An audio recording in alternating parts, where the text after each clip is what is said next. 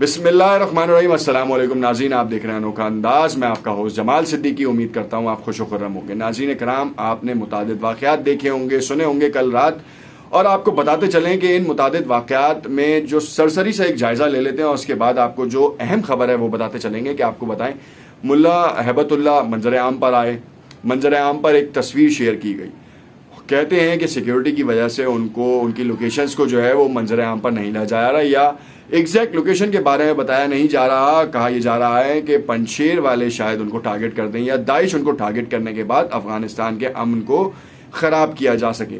America जो है 31 अगस्त के इनखला के लिए वेट कर रहा है और ये सोच रहा है कि क्या अगर हमारे फ़ौजी रह गए तो तालिबान से मुज़ाकरात के थ्रू वापस आ सकते हैं या नहीं। इसके लिए उन्होंने दोहा मुज़ाकरात वाली टीम से राब्ता किया है और उसके ख्वातिर ख्वाह नताइज तो सामने नहीं आ पा रहे, मगर देखते हैं।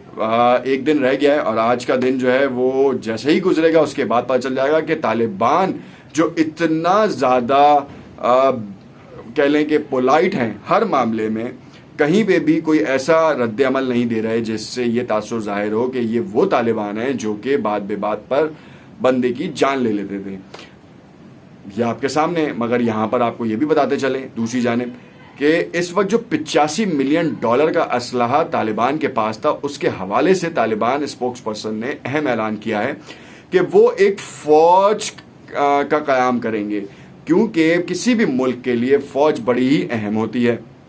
कहाँ करेंगे, कैसे करेंगे और किस तरीके से उसको स्ट्रेटेजिकली इन्हेंस करेंगे, अपनी इस वीडियो में डिस्कस करेंगे।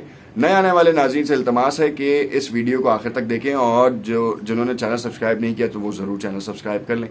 सबसे पहले बताते चलें कि इसी खबर से शुरू करते हैं जो अभी हमने आपको बताई कि तालिबान अब फ़ौज की फॉर्मेशन के ऊपर काम कर रहे हैं।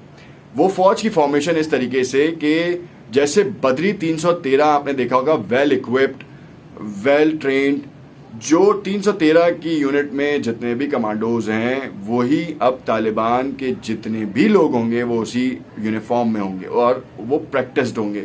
तो इस काम के लिए तालिबान जो हैं वो हर इलाके में कंधार, हिरात, जलालाबाद और मज़ार शरीफ में अपने यूनिट्स कायम कर रहे हैं, यानी कि छावनियाँ बना रहे हैं। हर मुल्क में फ़ौज अहम किरदार अदा करती है। उसकी सिक्योरिटी का कोई भी उसके मुल्क में दखल अंदाजी नहीं कर सकता, क्योंकि उसकी फ़ौज का मवाजना किया जाता है।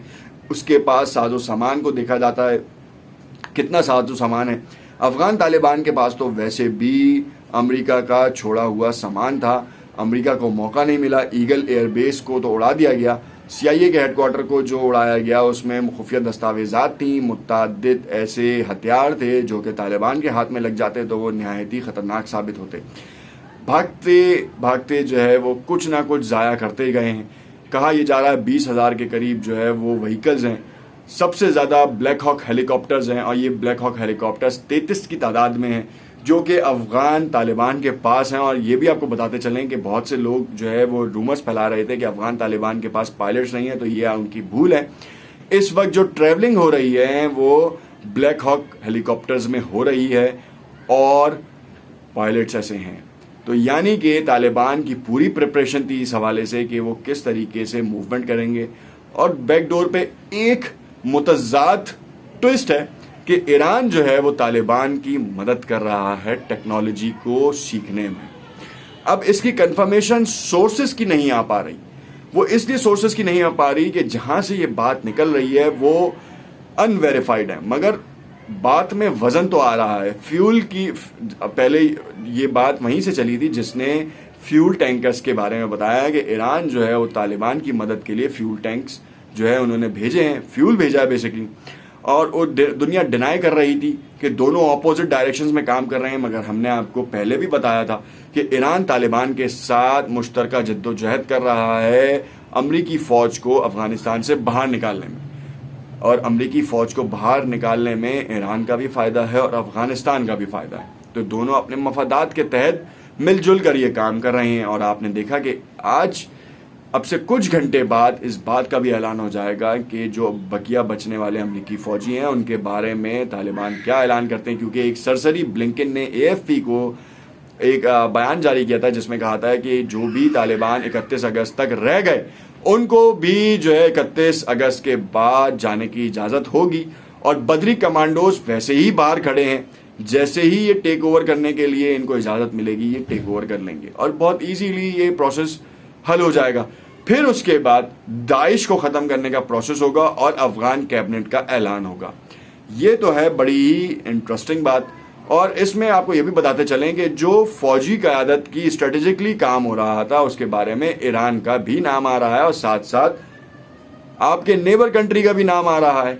नेबर कंट्री जो है वो आपको स्ट्रेटेजिकली पूरी फॉर्मेशन करके देगी, तमाम छावनियाँ जो हैं वो बना के देगी। तो इस वक्त जो डॉक्टराइन था वही डॉक्टराइन जो आपके जहनों में आ रहा है वो कामयाब हो चुका है और इस डॉक्टराइन ने पूरी दुनिया में पाकिस्तान का नाम बढ़ाया है और पाकिस्तान की उस इदारे का बल्कि उस इदारे का जो मोराल था वो वैसे ही हाई किया। साथ साथ दुनिया की नज़रों में उस इदारे की इस चाल को भी कहा कि ये बड़ा सराहा गया है क्योंकि ये आउट ऑफ द बॉक्स जाके काम किया गया।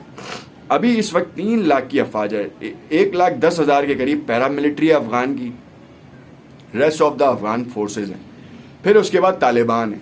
तो ये टोटल जो कह लें नंबर बनता है वो 4.5 लाख के करीब जा रहा है इस वक्त।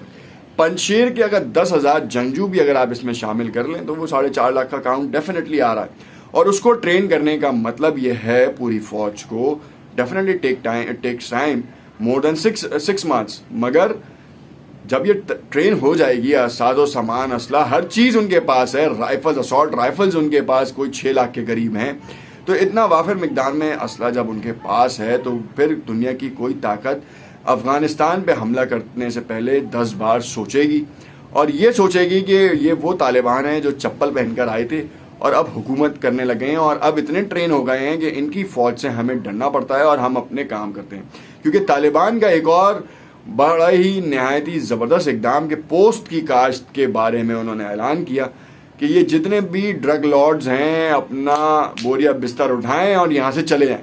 तो इसमें सबसे पहले आपको बता दें कि मेक्सिको का नाम जो है वो आता है, मैक्सिकन ड्रग लॉर्ड्स का काम यहाँ ऐसा नहीं है, ये इसराइली ड्रग लॉर्ड्स हैं और इंडियन ड्रग लॉर्ड्स हैं जो कि अफ़गानिस्तान को अपने मकासद के लिए इस्तेमाल करते थे और इसी ड्रग्स के थ्रू पैसा जो होता था वो पाकिस्तान में दहशतगर्दी के लिए इस्तेमाल होता था। तो हमारे मारखोरों ने जो है वो ऐसा काम किया है कि उन्होंने इतना ब्लॉक कर दिया कि कोई अरबों डॉलर की इन्वेस्टमेंट जो इंडिया ने इस वक्त की अफ़गानिस्तान हुकूमत ने पिछले 20 सालों में की है वो सब डबो दी।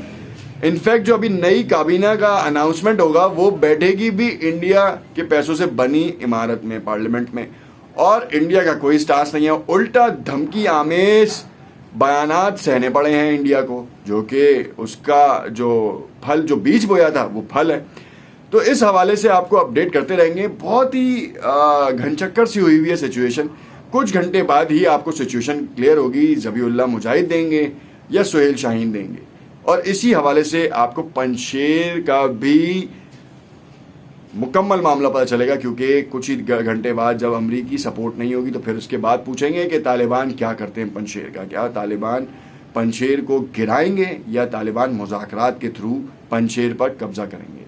देखते रहिएगा नोक अंदाज। कमेंट में अपनी राय से ज़रूर आगाह कीजिएगा और लाइक एंड शेयर ज़रूर कीजिएगा। शुक्रिया।